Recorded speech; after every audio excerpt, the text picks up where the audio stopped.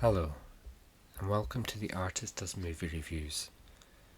In this episode I will be reviewing the third entry in Marvel's Thor series, which would be titled Ragnarok, named after the series of events in Norse mythology that would bring about the end of the world.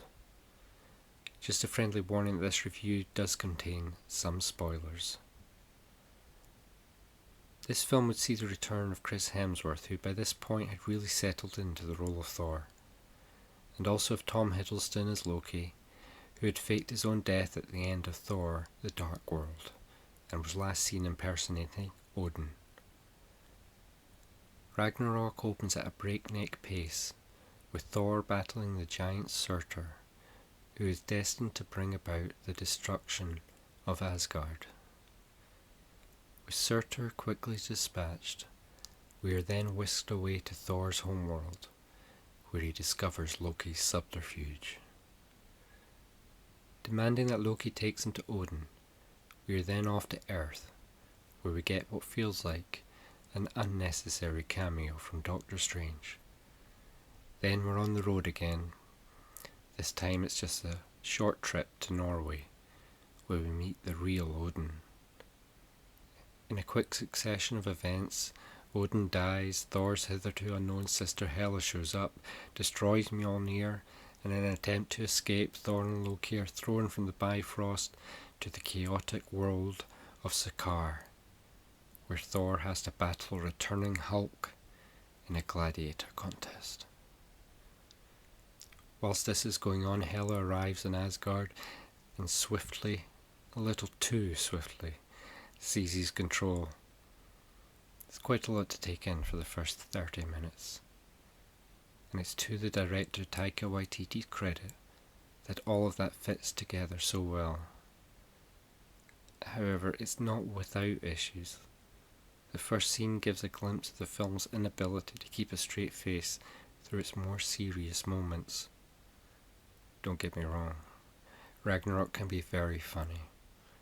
It's just that by undercutting some of the film's more dramatic moments with a joke, it lessens the impact of what are some crucially important scenes. This, as many Marvel fans will know, is not a problem specific to this film, but Ragnarok does feature some of the worst examples. The plot involving Hela has genuine stakes and is gripping throughout. I did find though that the scenes on Sakaar, whilst fun, did slow down the narrative. The return of the Hulk was welcome, as was the introduction of Valkyrie.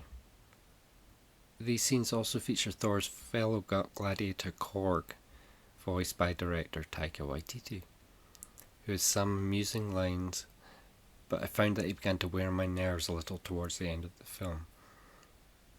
In an effort to show the sheer power of Hela, the film has her dispatch the Warriors 3 without breaking a sweat. Volstagg and Fandral in particular are completely wasted, to the point that I'm surprised that actors Ray Stevenson and Zachary Levi bothered returning. Another character who is wasted is Idris Elba's Heimdall, who throughout his entire run in the MCU has had very little of interest to do.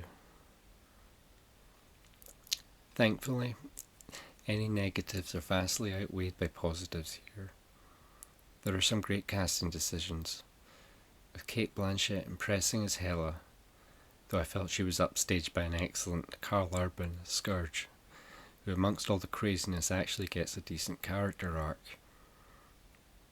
Jeff Goldblum looks like he's having fun as the Grandmaster, and Tessa Thompson is an immediate favourite as Valkyrie.